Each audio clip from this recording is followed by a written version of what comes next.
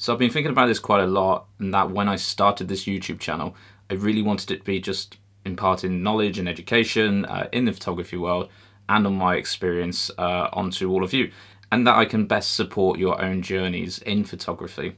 And the thing I would have valued most back in the day is having access to a structured course that takes you through everything you need to know and kind of takes away the guess of stumbling around on YouTube and trying to find the right videos, the right people as well. So me creating this course really fulfills that, and I thought about it, and rather than selling it, I'm going to put the entire course here on YouTube for free. And that's because I would have valued this when I was starting out, and I would value stuff like this now as well, and I really want to make sure that the knowledge is passed on to you guys no matter what the cost of it. So even though it's taken a lot of time to put this together, I hope it's something that you find really useful, or at least you walk away with some new knowledge, some new tricks and things. And if you do want to help me out, then you can always just like, subscribe, drop the comments, share the channel around, and really help it to grow. My main focus of trying to bring money on this channel is just to make the ad revenue off of YouTube and to sell some presets. So if you want to head on over to my website, you can find all the presets there, but also there are some raw files that support this course that can help you with your photo editing. So if you want to download those raw files, those are for free. They're over on my website. Grab those and get started on the course. So I've split this course up into 4 parts, and part 1 today is going to go through optimizing your Lightroom, getting used to it, but also building your editing mindset. Now, this might be something a lot of you will just skip over, and that's absolutely fine. Feel free to jump around in the course through parts. Feel free to jump through the chapters in the different parts as well. But just be warned, it will all follow a structure for myself, so you'll get the most value if you do watch the whole thing.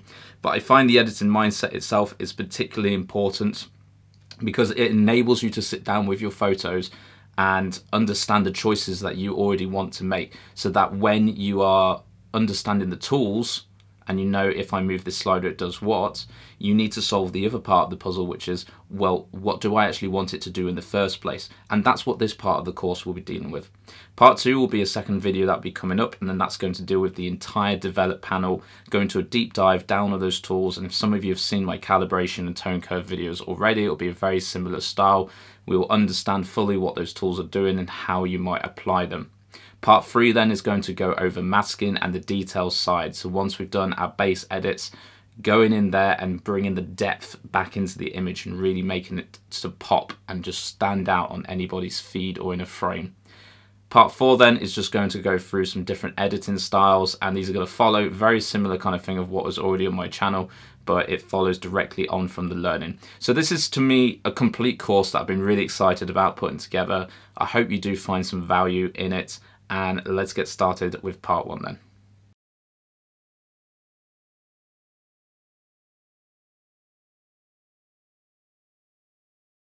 So before we get into any photo editing then, let's just make sure we got Lightroom set up for how we need to use it. Now, when you first open up Lightroom, you're going to have a lot of default settings. All of the tabs are probably going to be available. You're probably not going to use most of these. To be honest, I don't use a lot of these myself. The first thing you'll be prompted to do is actually to create a catalog. Now, the catalog is pretty much where all of your photo edits will be stored. Not necessarily where your actual physical photos will be stored. These will still be linked through into different folders and different drives that you have on Lightroom. So if I look down here, I've got one catalog now which has 4,617 photos in. That could be quite a lot. Entirely depends on your system that you're running. As I come down here, I've also got different folders and different collections. Collections we'll come back to in a moment. If I open up my folders, I can actually see the different places I've got all of my physical files, the actual raw photos, JPEGs, whatever I'm using themselves, and where they are linked to. If I look in here, I've got my actual physical disk. I do edit some photos off of my disk. Desktop I use a lot for album artwork as well, and you can see as I scroll through this, you get different previews at the top here of what actual files are linked into this. As I come down, I may also have my other hard drives as well. So if I was to go into my desktop and move a folder across into my hard drive, that's not going to move it within Lightroom. When I open up Lightroom, Lightroom's going to have lost the file path. The best way to do that, if you want to move your physical files across from one hard drive to another, is to actually just do it in Lightroom in this folders section and just drag and drop. Now catalog I don't get too overused with, I just have one catalog for everything, but what I might then do is some collections. So down here you can see that I've actually set up a Lightroom course as a collection. I recommend doing this if you're going out and shooting quite a lot. So if you're traveling to places, let's say you go abroad and you go to a country, set up a collection folder of that country and dump all those photos in there. If you've gone to a client, set up with that client's name, dump all the photos in there. If you're doing band photography, you've got the band name. So it's a great way of organizing within Lightroom all of your photos. But I do a lot of culling of photos outside of Lightroom before I actually pop them into the catalog, which we'll go over in a moment as well. For now though, you can go in, click the plus button, create collection, and then give it a name and click create. Once you have that, you will then have your collection ready. Once we've got our collection set up, we can then just click the import button down here, or we can simply just navigate to where we have it and drag and drop it into this collection. Let's try that function. We'll just do a quick drag and drop. Now, before I import any photos into Lightroom, I just think that I've done for years now. It's something that when I first got into photography, a photographer taught me to do. And that's when you're organizing your photos outside of any photo editing software, make sure what you're bringing in is stuff that you like. So rarely do I delete in camera. The only times I'll actually ever delete in camera is if I can physically see the shot is blurred, something's knocked it, it's just not going to produce anything. Otherwise, actually leave it, because there's so much power in Lightroom to take a bad photo or something that looks plain and basic and actually turn it into something amazing. So for that rule, I actually never delete in camera. I will just take all my files back and I'll have a look on a bigger screen, and that way I can just zoom in, look at things that are sharper and make a better guess of what's going to look nicer in Lightroom. So following that, what I do is I set up 4 folders. I have my raw folder where I just photo dump everything that was on the card there. I have my chosen folder where I put in photos that I think are going to look good. And I have my final folder, and this is where all of my final images that come out of Lightroom Photoshop are going to live. My 4th folder then is misfires, and what I put in the misfires is those ones I just said, things that was tempted to delete in camera but may actually make something good, and I would just dump them in there. So that way I'm keeping that clear from my chosen folder. My chosen folder is what I'm initially going to import into Lightroom. So if I have these 3 photos, all of them go in the raw folder. These 2 I like and I can't choose between, so they're going to go in the chosen folder. This other one I could just keep in raw folder, rather than delete it. I'm going to still hold on to these files. And eventually I will delete them once I'm happy with the photos that I've produced from this set. Or I'll take this and I'll put this in the misfire, as in this might be something I come back to and actually edit later on, but it's not a priority for me right now. Out of all of these, I may then choose one to edit, and then this one becomes the final image, and that's what sits in my final folder. But let's imagine you've done that process. You've got your chosen folder. Now we're just going to go into that folder, highlight those images, and the best way to import it is once you've got your collection set up there, is we're just going to drag and drop them into the library. Now once you've done that, you'll see you get the import screen come up. There's a couple of things you can look at down the side here. The first one is the build previews. Now for the highest quality on build previews, you want to go for 1:1. This is essentially saying that every pixel you've got there in your image will also take care of the pixels on your screen. 1:1 will give you the highest quality, but this is dependent on how much disk space you've got and what system you are running. So if you're finding that Lightroom's still being a bit slow, then you might want to go for standard or embed and sidecar. Let's go for 1:1 and see if that holds up for us. I tend to have this one uploaded just in case. If I follow the process beforehand, then usually I won't come across any problems of uploading duplicates. But I have it there just in case I come back in the future and I start re-editing some photos. It's going to highlight that that photo already exists there in Lightroom. If we go down to the apply during import, I don't tend to use any of this. This is if we want to apply any presets that we already have across the photos before throwing them in. I like to edit just straight into Lightroom. And likewise with metadata as well, we can look at what metadata is already in there and what we might want to apply across. The metadata is really useful, and we'll get into that once we've got the photos actually imported. Once we're happy with all of this, then we can click the import button, and this will bring us back to our library tab. Our previews are now rendered at the top here, and as I come down to the bottom, I can change the layout of how I can view all of this. If I've got two shots in particular that I might want to compare from, I can see these. I can go for one at a time, or I can go for a grid view. If I'm in the grid view, I can also increase the size of the thumbnails to match the screen that I am editing on. Once I'm in here, there are a few other ways that I can replicate that process of the raw and chosen photo, which is using the keys P and U. If I was to go over one of the photo and I liked it, I can click my P button and mark that as a pick. I can choose a U button to then remove that flag, and you'll see at the top corner here, any images that have been marked as a P, as a pick, will have the flag next to them. Alternatively, I can do a 5-star rating service just by clicking my 1, 2, 3, 4, and 5, and I'll see the stars come up over the image. So if I'm between these two to compare, I might go full screen and move between the two of those. I prefer the composition on this one a little bit more. Yes, there's some overexposed areas in it, but I quite like the composition more for that one, so I'm going to mark that as a pick or a 5-star. To be honest, I don't do this as much as I should do. I like to just in the moment flick through, pick one and stick with it. But the star rating can come in handy if you're editing that photo and you're not quite getting what you want from it. You at least then know in the moment the other one you preferred. Again, down the side here, we have very similar tabs of this. We have a quick develop. Most of these I will never tend to use. Keywording is for more organization. If you want to attach keywords to your photos and search later on. If you've got your collection set up, you shouldn't really need to do that. But the most important thing I like to see is up top here, you can actually see what you shot with. So this is really great if you've got a bunch of shots from a location and you just got to go back over and see what you favor. In this case, it might be what focal length are you actually favoring. That can start to influence your style of photography. It can also influence if you're a bit stuck of what lenses you can take out into the field, if you've only got space for a couple. This can really help tell you what you are actually using the most and what your focal length is. It's not tend to be something that when we're shooting we take note of. Our f-stop and our shutter speed we do tend to take note of, but your focal length, especially if you've got a zoom lens on, is very much in the moment. So this might help you understand that you tend to shoot at around 50 a lot. Maybe it's time you ditch the zoom lens and get yourself a prime lens at 50. And again, up top here we have different tabs. The map is a good one if you're doing geolocation. So if you've got GPS, you can actually use tags on this to show where your things come up. I've never used that. Creating a book I've never used as well, slideshows I never used, and I don't print in Lightroom. I tend to print from Photoshop.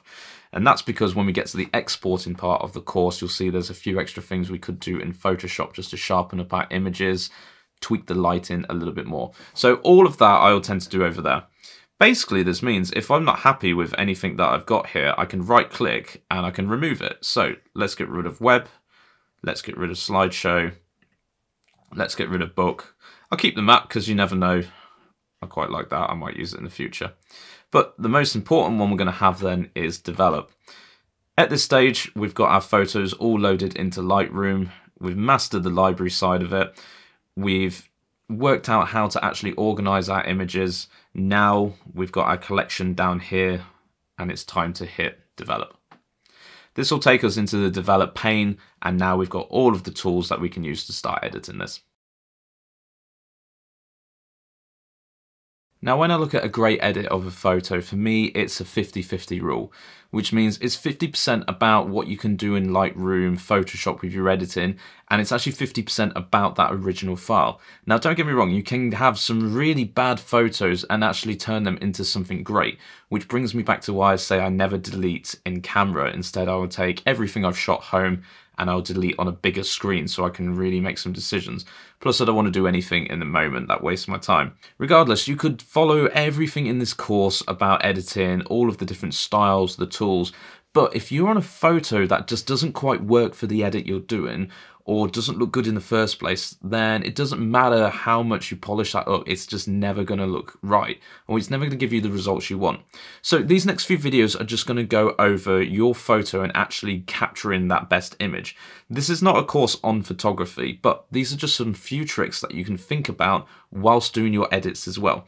And these include composition, color, contrast, and light. All of these you should try to nail as much as possible in camera, aside from color and contrast, because those are kind of the editing decisions that we'll do in Lightroom. But especially when you're shooting your photo, you really need to make sure you've got the right composition and you've got the right lighting. Get two of those things and already your editing journey will be a lot easier. So let's have a talk about composition, because some of this we can feed into Lightroom. Even if we've taken a photo that isn't quite right, we can use some tools to help prep our edit. Now, depending on whether you're taking your photo or you're editing it, composition is key. You may not have quite nailed the composition in person, and that's absolutely fine, especially if you're doing action photography or you're doing some very quick shots. You might not have the luxury to get there an hour before sunrise and set up and find the perfect frame. That's where our cropping tools and our lining tools come in really handy in Lightroom. But let's just talk about a few composition concepts. The first one is the rule of thirds, and this is the one that every photographer should know. It's also the one that when you even just load up your camera on your smartphone, you've got the grids of the rule of thirds on there. This is lines that go across and down on a frame. That basically splits our frame vertically and horizontally into thirds, where we have 1, 2, and 3, and 1, 2, and 3.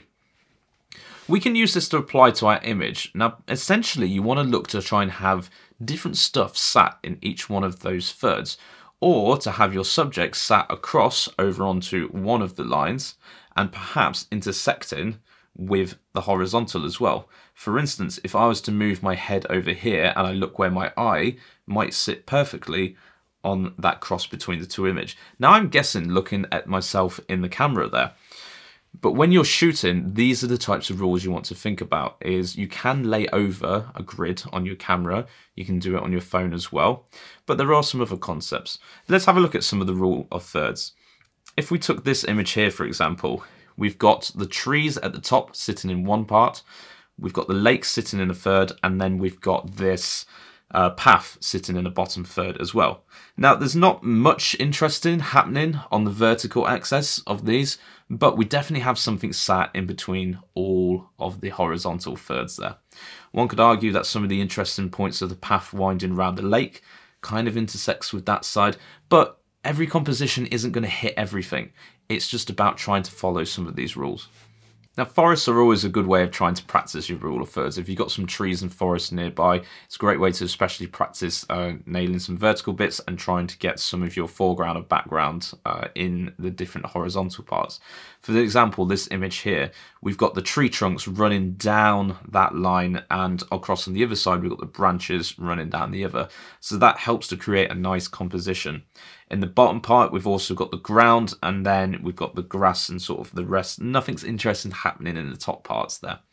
But essentially, we're just trying to hit some of those lines that are in our grid. When you're especially taking landscapes, a great way to start with this is to think about having your sky in the top, your landscape part in the middle, and then having some foreground bit down there.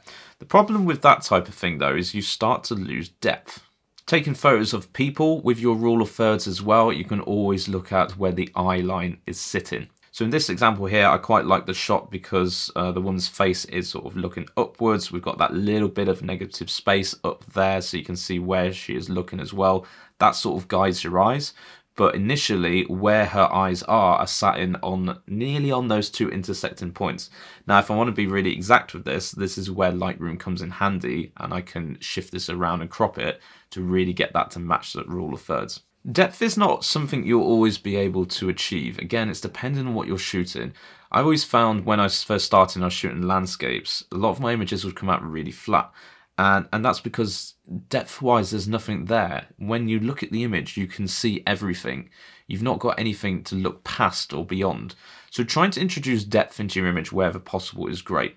Now that could mean if you shoot in portraits, actually having a really low F number there, that's going to bring in that blurred background and immediately create some depth because it separates your image out, it separates your subject out from your image.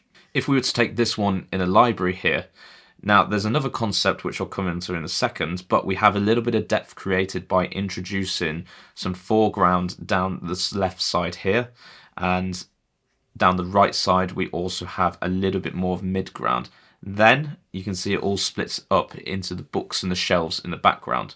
When you look at an image like this, it does look more 3D because you've got different elements positioned all the way along the image rather than having everything sat in one place. So depth makes a really big change to your images. It helps them come to light. So consider when you're taking shots and it looks a bit flat, is there anything around you could use just to bring in that little bit more depth?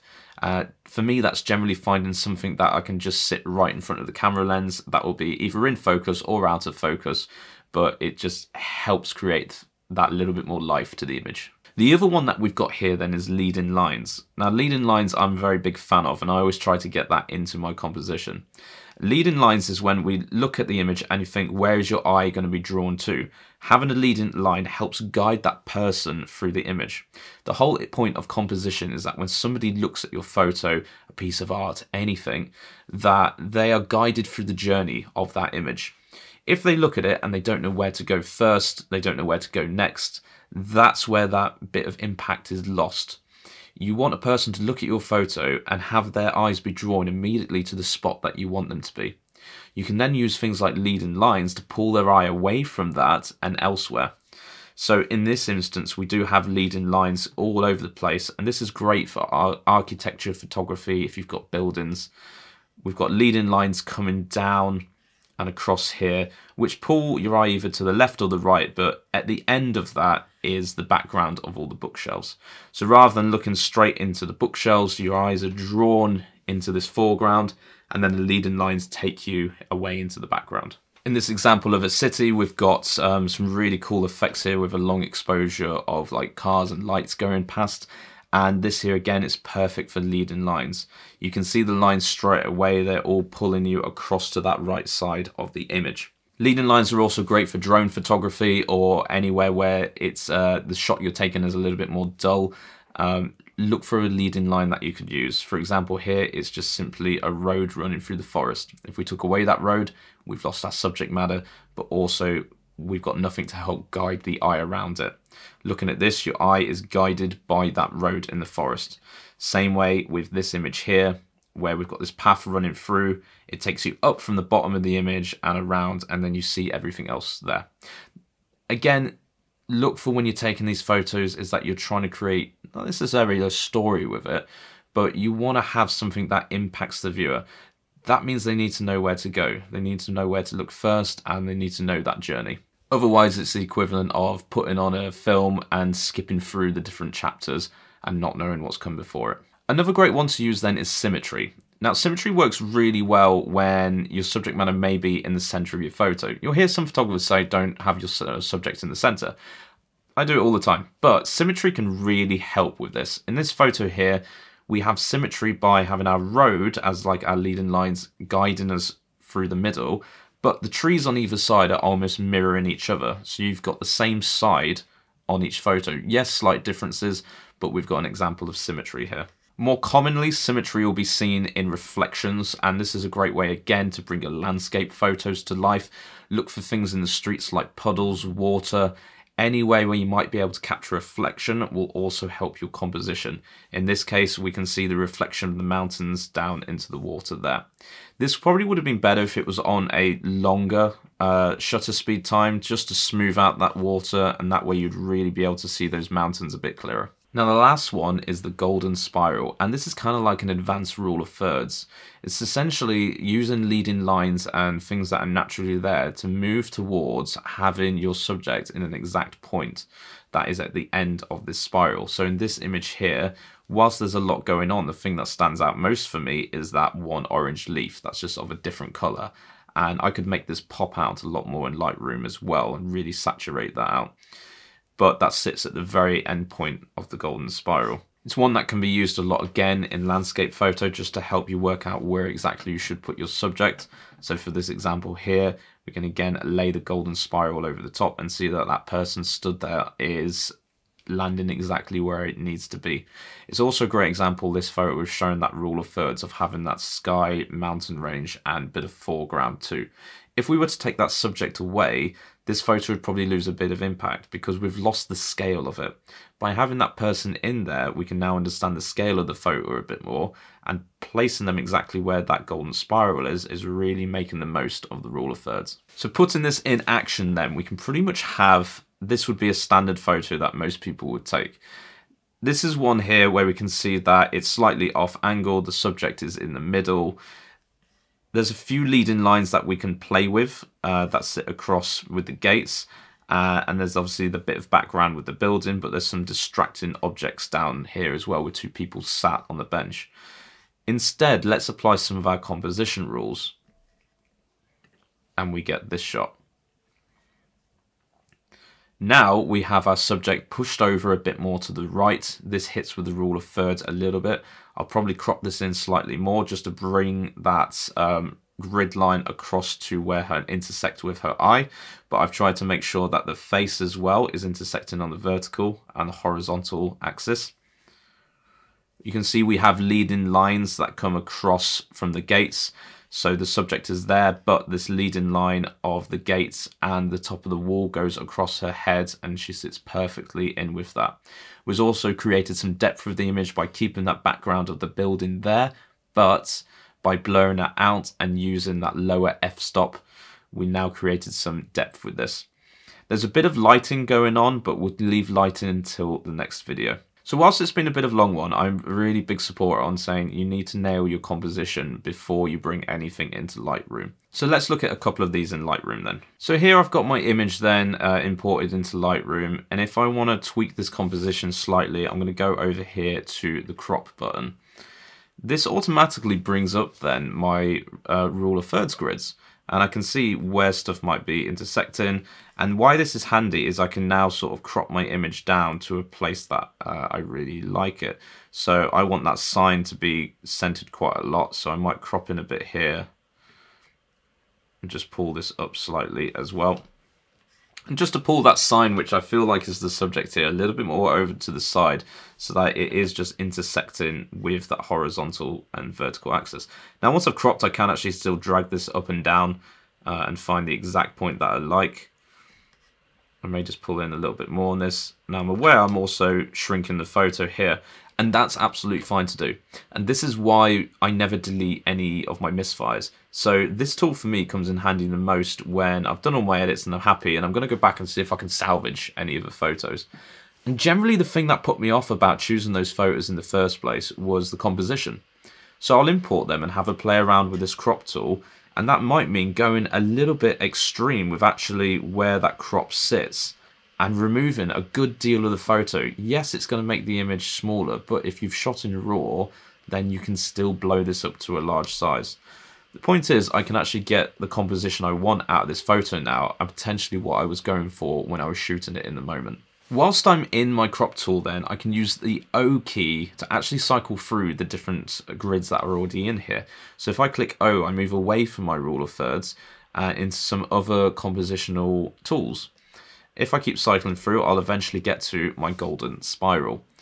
Now you can see here I was saying that I wanted the leaf to sit as where the golden spiral would be on this. It's almost there, but it's not quite. So again, I'm going to crop this in ever so slightly just to get that leaf sitting where I envisioned it to be. Hit enter, and there we go. Now I can rest assured that that leaf is my main subject bit. It's where I want it to sit. Now I'm going to pop that out with some color, and that's going to be hopefully when you look at this image where your eye is drawn to first. And a final one on composition for now then, if I go back into my crop tool, I'm going to cycle back to my rule of thirds, and you can see here I've gone for the sky in the top, the buildings in the middle, and the canal at the bottom here. And I'm fairly happy with how that's sitting. I might just crop this in a little bit more, just to give that panoramic sort of feel. But I want to ensure that this is dead straight, and this is a tool that comes really in handy if you're dealing with any landscape stuff and you didn't quite have that tripod set how you wanted it to. I'm going to click the angle button here, and what I can do is drag and draw a line. Unclick, and now the image is going to straighten out to however I've drawn that line. Command Z if you're on a Mac to undo that.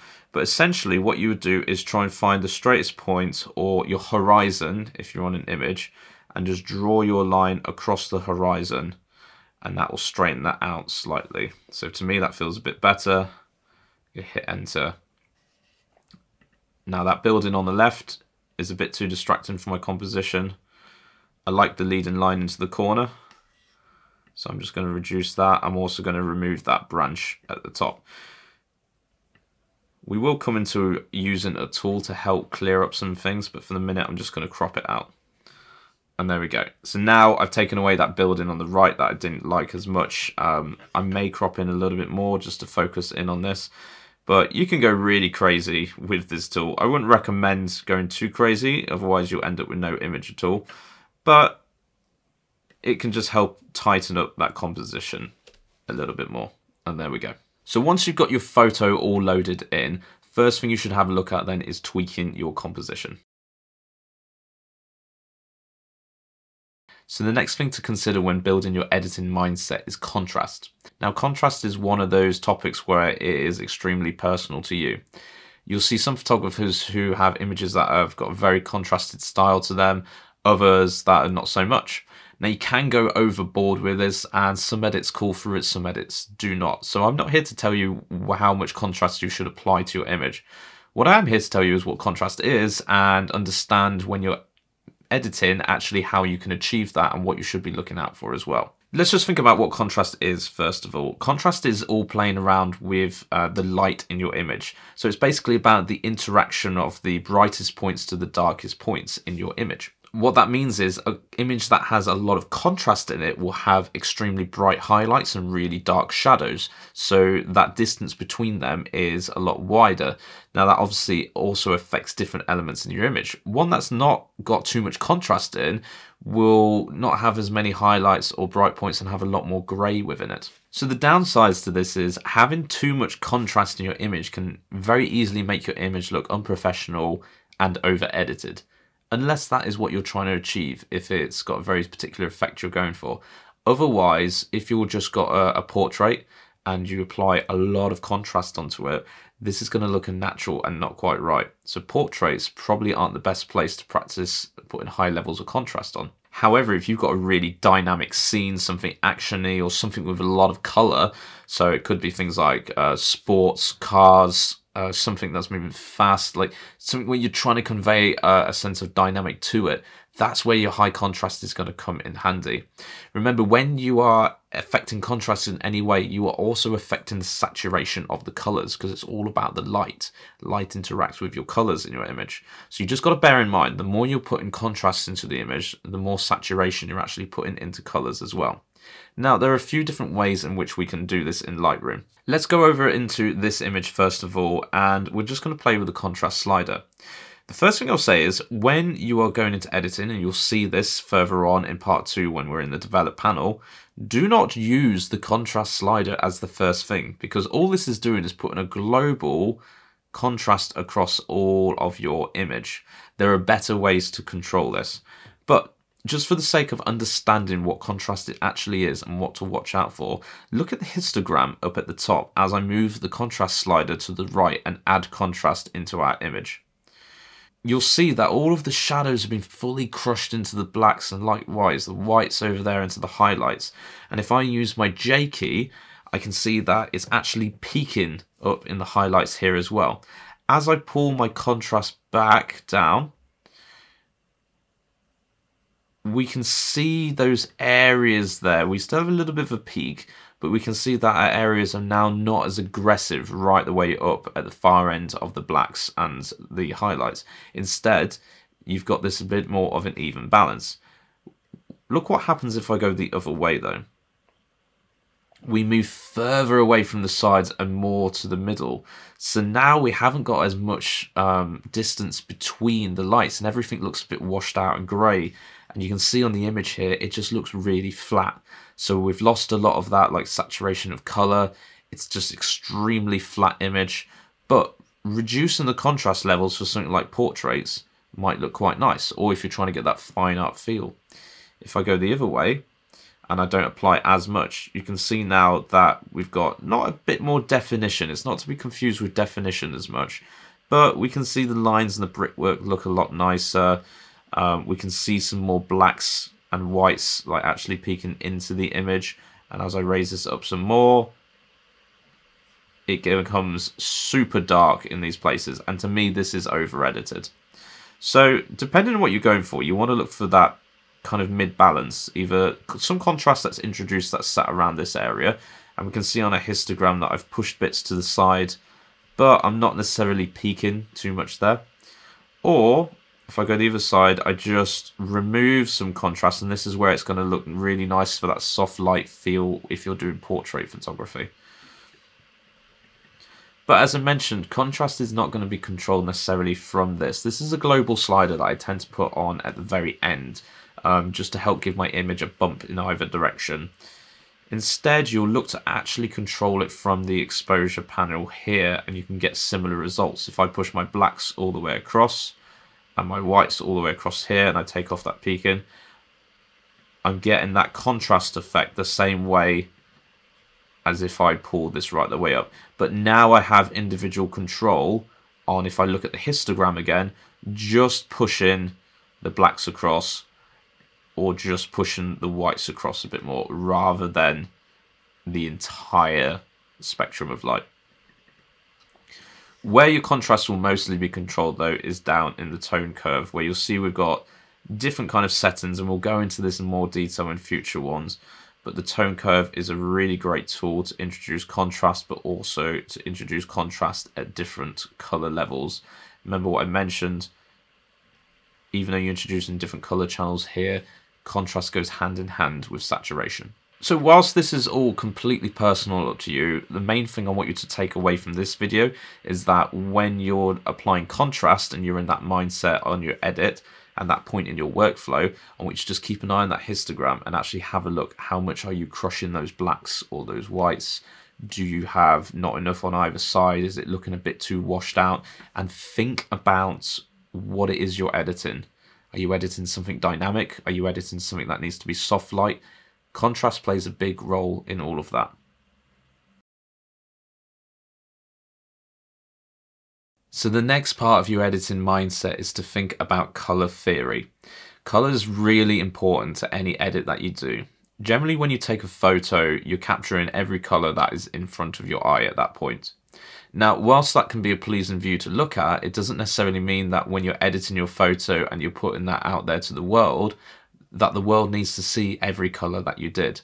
Instead, sometimes there's too many colors in front of us that it gets too distracting. Remember, a lot of what we see around us can be the entire color wheel. Instead, some of the best edits work with removing colors from those photos and really focusing it in on certain ones. And that becomes a highlight of that image. Sometimes can be even become the subject or the focal point of it. So let's have a look at the color wheel. It's really important to know the color wheel sort of off by heart and keep this in your head as you're editing. Colors will sit around the wheel, and we've got the warm colors and we've got the cool colors. So immediately, if you're trying to create a cooler edit for yourself or warmer edit, you need to be using these different areas of the color wheel and almost removing the opposite side.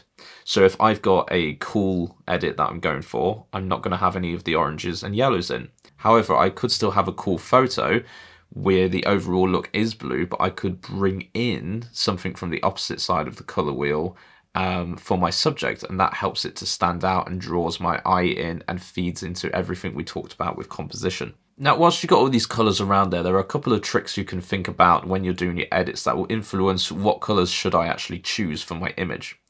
The first one to look at is monochromatic. Now, this is where actually you're only using one color within the color wheel, but you might be using different hues within it. So let's take blue, for instance. I might have an image such as this, where everything that you see is falling into a blue, but there are slightly different hues that are sitting within there. Shades are also within there as well, and shades will be where we get a mixture of greys fitting into the color. But there's nothing else from the color wheel going on here. The entire photo looks like it's been washed over with just blue. This is a good example of that monochromatic. When you're dealing with just the warm or the cool edits, this is where you'll be using a selection of colors from that side of the color wheel. So for instance, we could look to go over to the green side of the color wheel, and I could bring in my different greens on the color wheel and perhaps a yellow as well.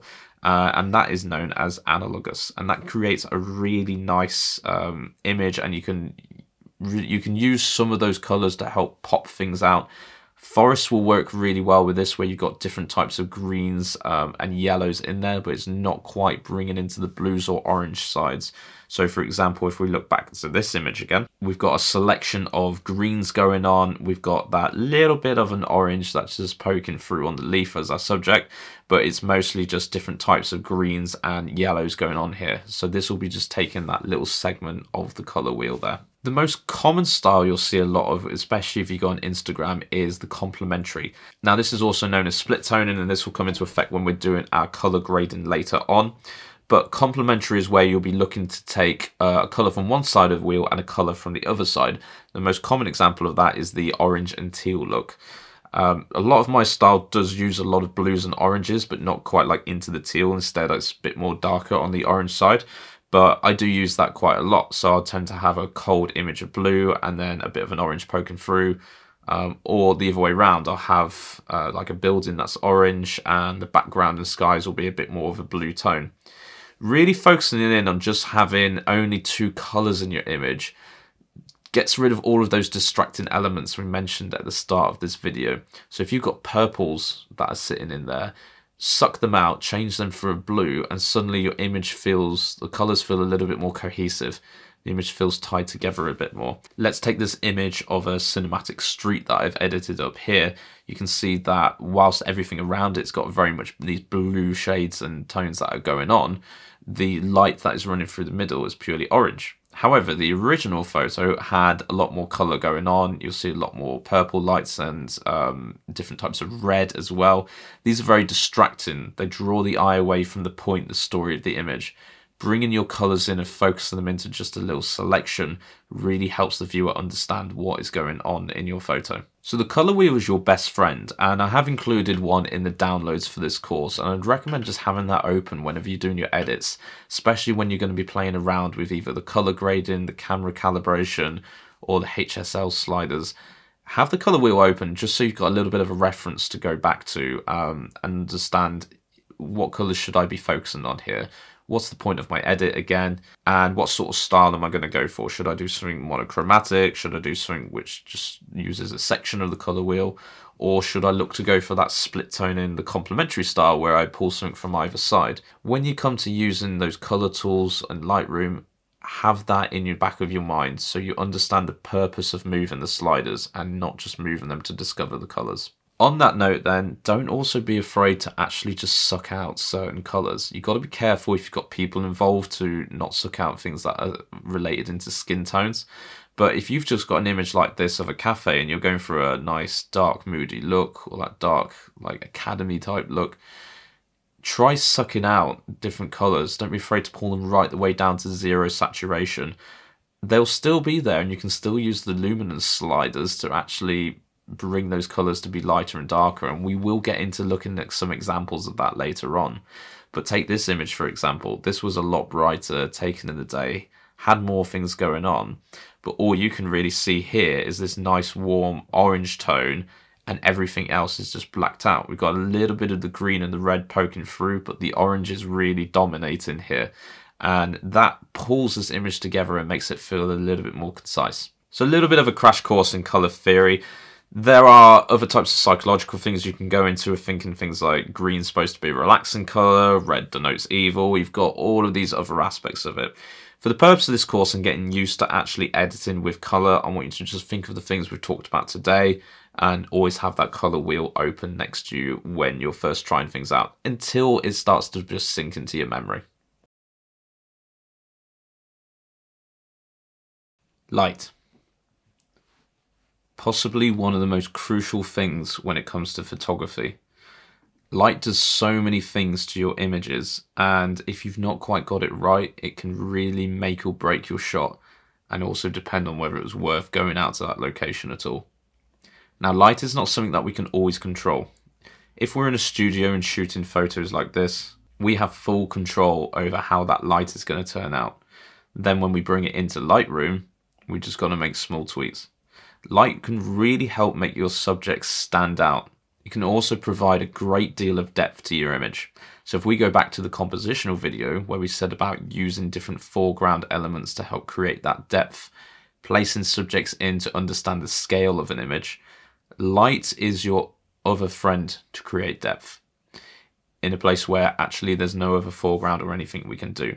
Now, luckily for us, we can also create lights after we've taken the shot as well. So you'll hear some photographers say we won't go out if there's an overcast. I'll go out if I've planned to shoot regardless of what the weather's like, because you don't know what you're going to come back with. You also don't know what's going to be workable, and the edits you get from it might not be what you intended to, but you can still get something great. Now, overcast can actually be a blessing sometimes because it gives you a real flat light with no shadows or anything, which means you can go in, replace the sky, and actually start painting some light over the top, and you can get some really ethereal painted, like fine art type images such as this one.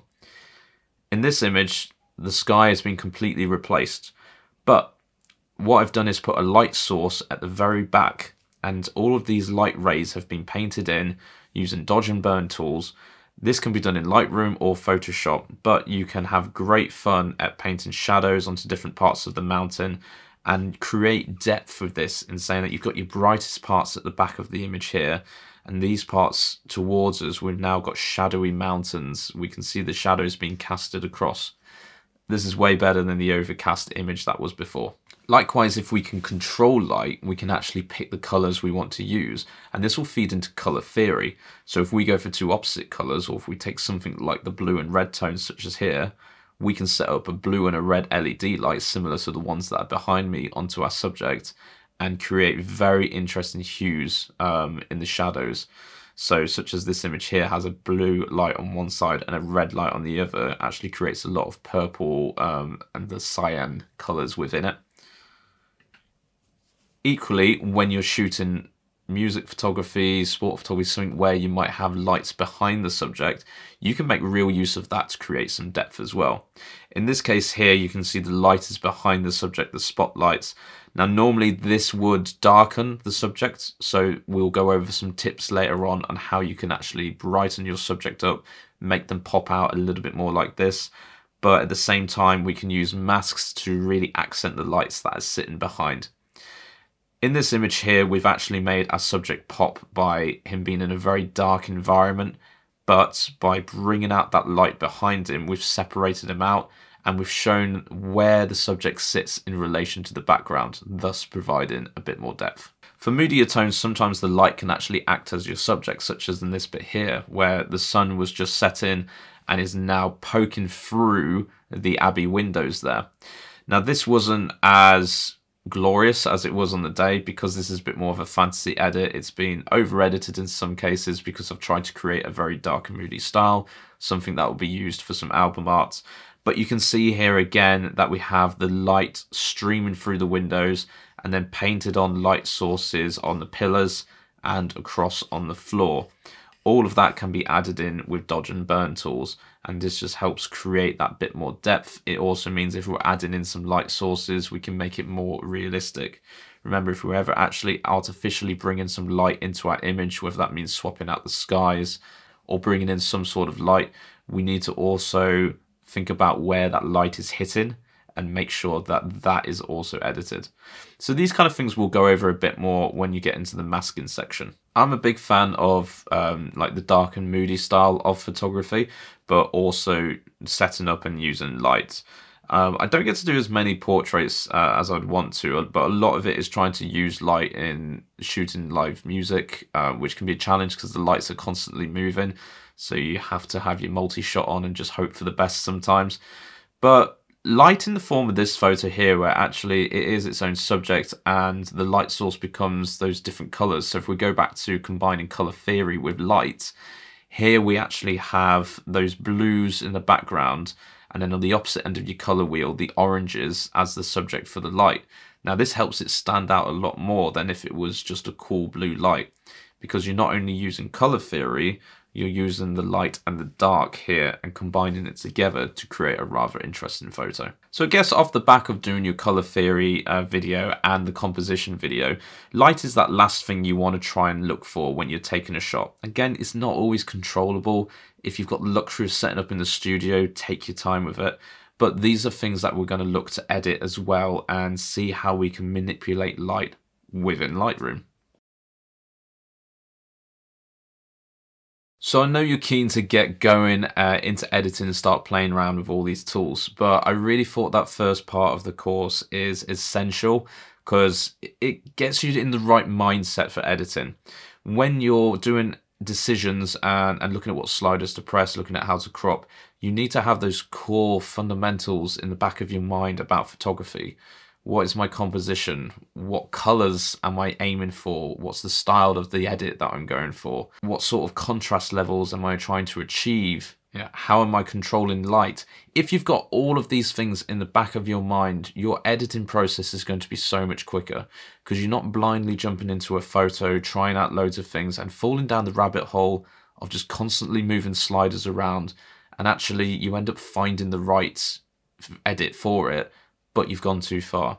So having that mindset to edit is so important, and it will save you a lot of time and a lot of hassle.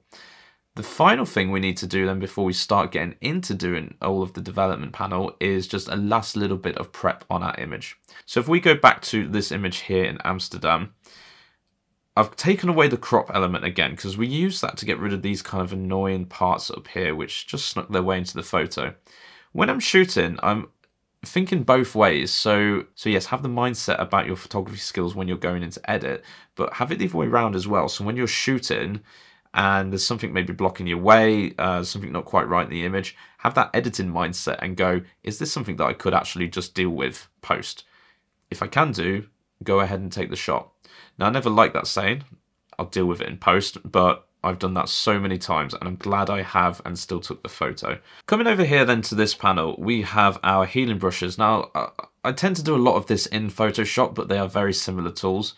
Once you open up the healing tools here, you've got an eraser, a heal, and a clone stamp. Now, all of these do pretty much very similar things, but let's just head over to the eraser one first. We've got a size button that we can use here, which just changes the size of our brush.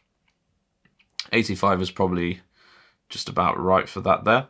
We've also got the opacity as well, which depends how we're going to go over anything. So let's have our opacity on full first. And I'm simply going to go over to this twig here, and I'm just going to draw over the top of it.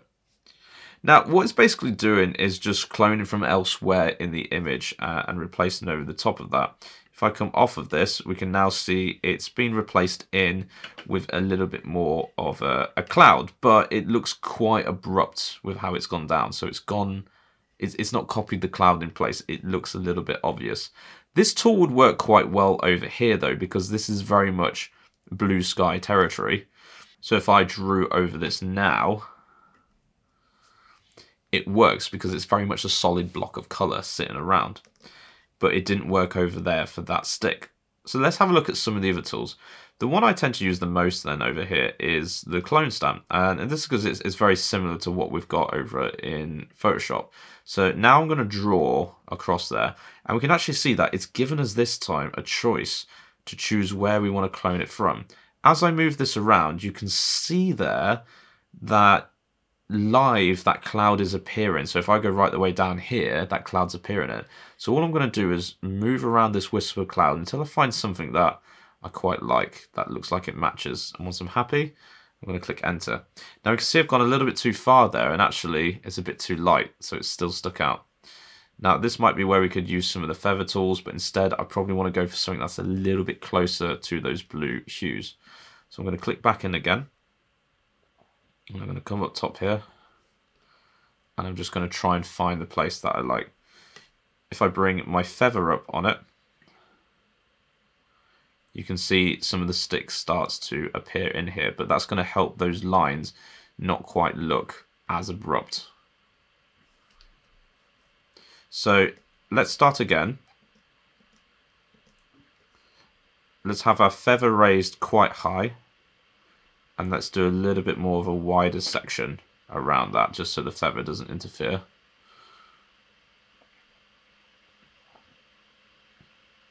And let's go for that there. Now you'll see as well, I didn't quite get it in the middle.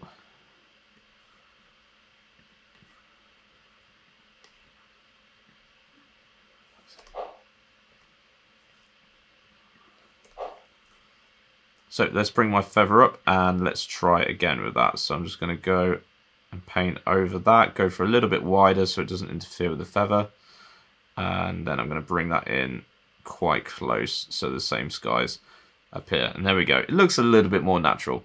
Now you can play around with this for ages, but personally I like doing this in Photoshop a lot more because it's a bit more freer to just use Option key and select somewhere else in the image. The healing brush then works very, very similar. We paint over with the healing brush, so I'm going to get rid of those sticks there. And again, I can choose to move around. I always say just try and stick as close as possible when you're doing this. If you move further and further away, that's where your differences and like the hues and things come in. So the closer you stay to the original image, then you're not going to have a problem. For stuff that's a little bit more complex, so if I wanted to go in and start removing bits down like this, I wouldn't do it in Lightroom. I would do it all in Photoshop so I can be a little bit more accurate. So I'd move this into Photoshop and I would just use the clone stamp tool there, which is the same one that you've got. But you'll see what I mean. So if I bring this down, and again, remember as a quick shortcut, you can use your brackets keys there to make your brushes bigger or smaller.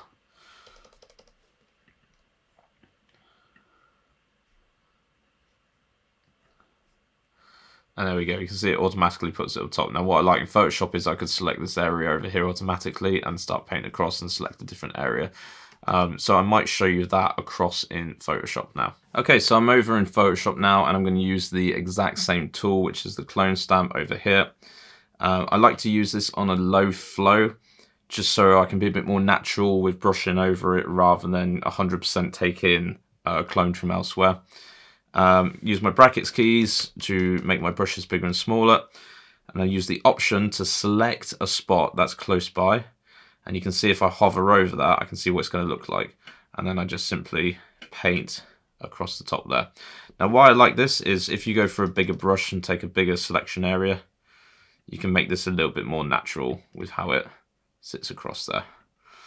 If I go into my clouds, same thing. And just make that look a little bit more natural. So for me, that's just so much quicker and easier than actually using the tools in Lightroom. If you're on the Adobe Cloud, then you'll have it with it. If I go back down to the option with the boat here again, you can see how much easier this is. So I'm just going to raise the flow so I can be a bit quicker for you. Option, select down here, and then I'm just going to paint over that and sort of recreate that little composition. And already that looks like a lot more natural, and what I would do is go in afterwards and just be a little bit more detailed with things like that brickwork and ensure the perspectives are still right. But that is so much quicker to do. So personally, I'd recommend doing all of your healing tools across in here in Photoshop and then pinging it back into Lightroom rather than the other way. For quick little fixes up in the sky, it does work well. For larger jobs like that, not so much. So if I come back into Lightroom here now then, the last things I want to show you is if you scroll right the way down on your develop panel, you will have something called lens corrections. I like to do this first rather than later on because sometimes it can brighten up your image a little bit more, take away from the edit you were after. But if I go into here and I click enable profile corrections, it does a pretty good job of automatically detecting what it was taken on depending on the metadata that you've got attached to the image. And it'll pick the profile. So this was a shot that I actually did just take on my iPhone 12. And you can see here it's put in the profile of Apple iPhone 12. Now, if I was to change this over to my Canon profile, you can see that I can go through here and also pick different lenses. Now, as I moved between the two profiles from this, what it's essentially doing is stopping that little bit of distortion that happens on the lenses. And you'll really see this if you're taking something that's a straight line with a horizon, it will dip to the outsides. By applying your profile corrections, it's just fixing that little bit of the lens there and making everything nice and straight and flat, which you can then edit by using your distortion and your vignetting at the bottom here as well. And it's the sides of the images where this will affect the most. This isn't a great example of a photo to use it from because the iPhone takes pretty pretty straight on this. But if I had a raw photo such as this one over here, actually taken with the Canon camera, and I go down again to the profile section, enable profile, and it more automatically picks up the lens that I did use on this one. Now you can see as I toggle that on and off, look to the corners of the images. You'll see them just almost pulled out a bit straighter there. And that is the effect the lens profile is having. Scroll right the way back up to the top then. The last thing we can also choose before we get into doing all of the editing is to assign a profile to this. Personally, I just do a lot of mine in the Adobe Color profile, but we can also choose between landscape, portrait, standard, and vivid. I'm going to bring you back over onto this one, which already has a lot of bright colors in here. And you'll notice that for this one, we can only choose color or monochrome. And that's just because we're dealing with the JPEG image there. On the raw files, however, we have that option to go in and choose a profile. There's little differences between them. Some of them are a little bit brighter than others. It's very minuscule. The portrait one I do tend to use for portraits. Landscape I don't. Everything else I do just keep on Adobe Color. But have a flick through them, see if there's one that takes your eye a bit more than the others, and use that in your style. So that brings us to the end of part one there, and I know that there's a lot more theory aspects in there about the actual photos you're editing, but again, I just want to make sure you're in that right mindset for editing whilst we dive into the develop panel. Things will make a lot more sense if you understand the concepts and what your goal is with your edit. Feel free to go back over any of the videos in part one, otherwise I will see you in part two.